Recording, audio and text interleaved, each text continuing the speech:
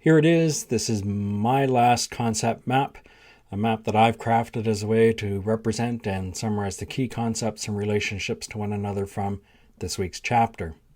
It's been a lot of fun to construct these concept maps, and I hope you would agree with me and have found these activities to be of value, being most helpful in your learning. So here we are with the last chapter pertaining to correlation and regression analysis. Both of these things involve procedures that allow you to analyze how two variables that are either interval or ratio and how they're related besides through chance.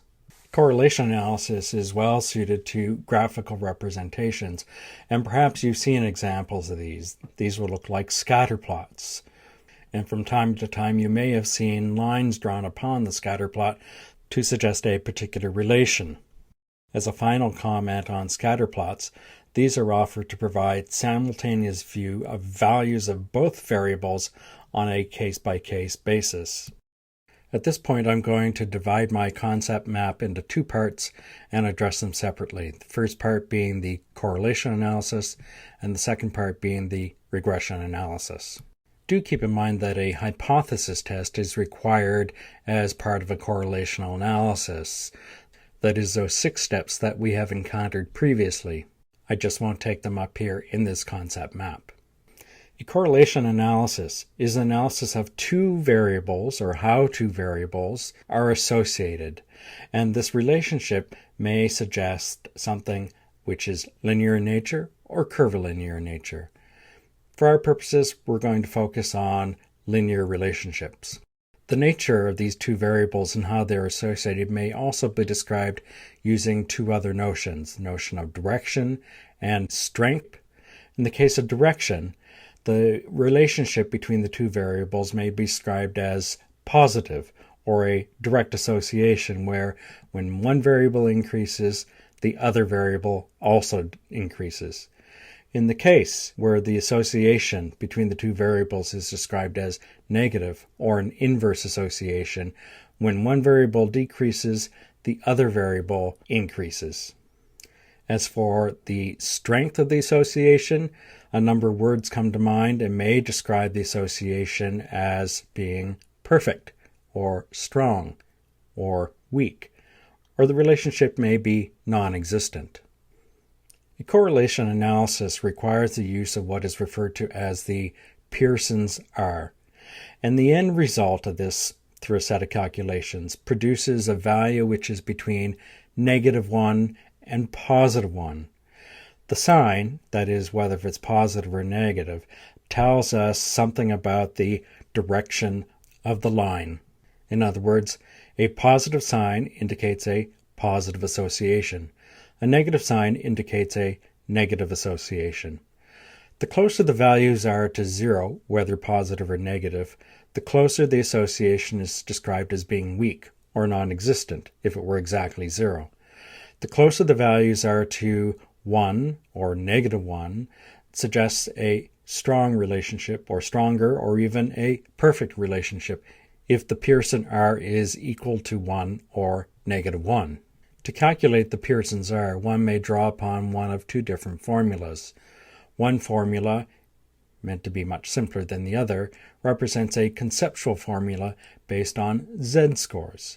And this formula is given by R equals the sum of these dot products of the different z-scores for each of the variables, x and y, divided by n-1, where n equals the number of samples. This product, z sub x times z sub y, is referred to as a cross product obtained by multiplying each paired z value. Of course, you don't have to convert all of your raw data into z-scores, but it's 6 of one, half a dozen of another. You'll have to do it at some point. But there is a different formula, if you look on page 296, to help you do the calculation for the Pearson's R. So really the only difference is if you take your x and your y values and convert them both to z-scores or not. The Pearson R is also related to another concept known as the correlation coefficient, and it is represented by the label R squared. This tells us the amount of variation of one variable attributed to the other variable. So that completes my reading of the cluster of concepts and ideas that relate to correlation analysis. And now we move on to the second part of this concept map reading, namely the regression analysis.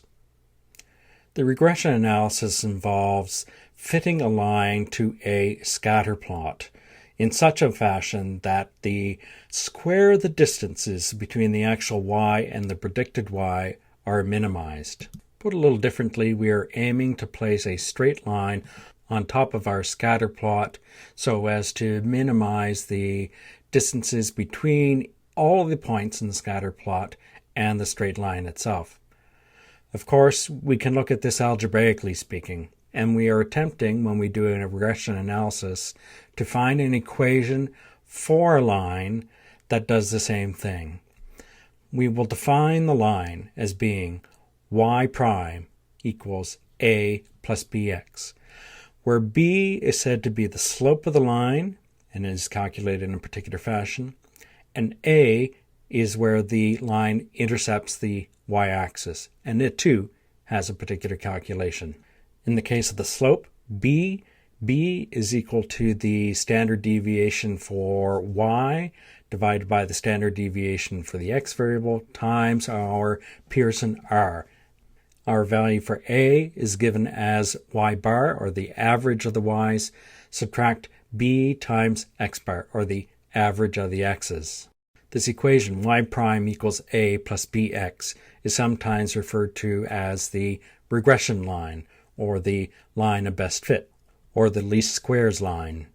Once we have worked out the values for a and b for our line of regression, y prime equals a plus bx, we can use that to make predictions. But we should keep in mind that when we make predictions, this is subject to error, and this error has a particular name and is called the standard error of the estimate.